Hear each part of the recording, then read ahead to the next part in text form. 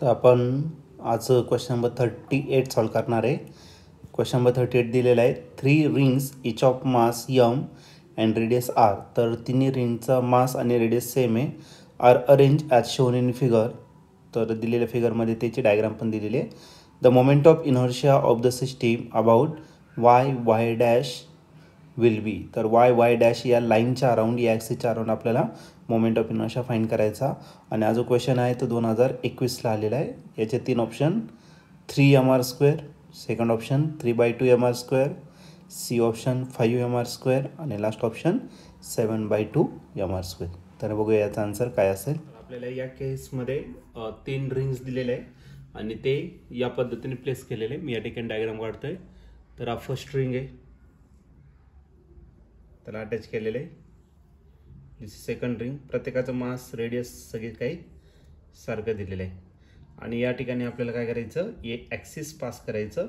याच्या अराउंड आपली बॉडी काय होणार तर रोटेट होणार आहे. ठीक आहे, याच्यातून आपली ॲक्सिस काय झाली, पास झाली, around which body get rotate.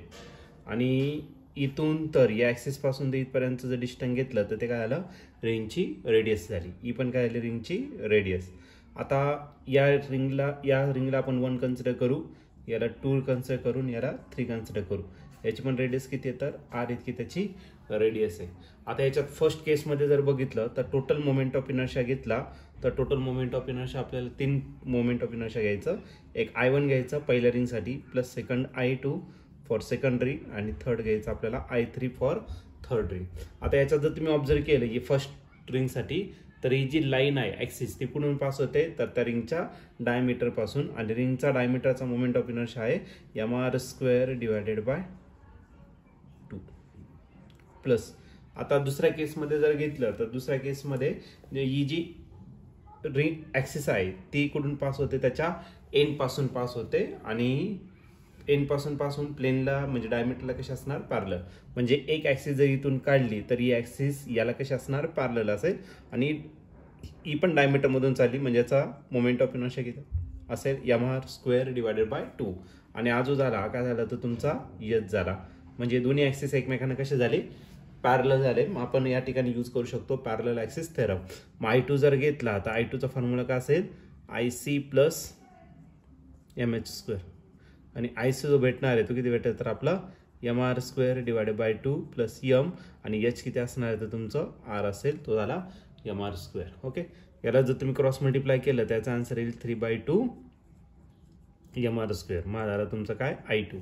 आता या सगळ्या व्हॅल्यू आपण इथे या ठिकाणी पुट करणार. मग I2 काय भेटेल आपल्याला 3 डिवायडेड बाय 2 mr². आणि I3 जर घेतलं, I3ला या ठिकाणी जर ॲक्सिस घेतलं आणि ही ॲक्सिस आणि ॲक्सिस पुन्हा पॅरलल असेल, म्हणजे परत आपल्याला या ठिकाणी पॅरलल ॲक्सिस थेरम यूज केला.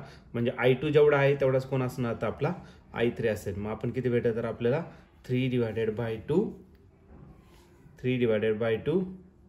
mr² इतका भेटेल. ठीक आहे, आता डिनॉमिनेटर जर ऑब्झर्व केलं तर डिनॉमिनेटरला सगळीकडे 3 आहे. मग यांचं जर ॲडिशन केलं 3 + 3 6, आणि प्लस 1 किती झाला 7. मग झाला 7 डिवायडेड बाय 2 mr² झाला तुमचा टोटल मोमेंट ऑफ इनर्शिया पूर्ण सिस्टीमचा. जर तुम्ही या ठिकाणी ऑप्शन जर चेक केलं तर आपलं ऑप्शन असेल तुमचं option number D. Option number D हे तुमचं राईट ऑप्शन आहे.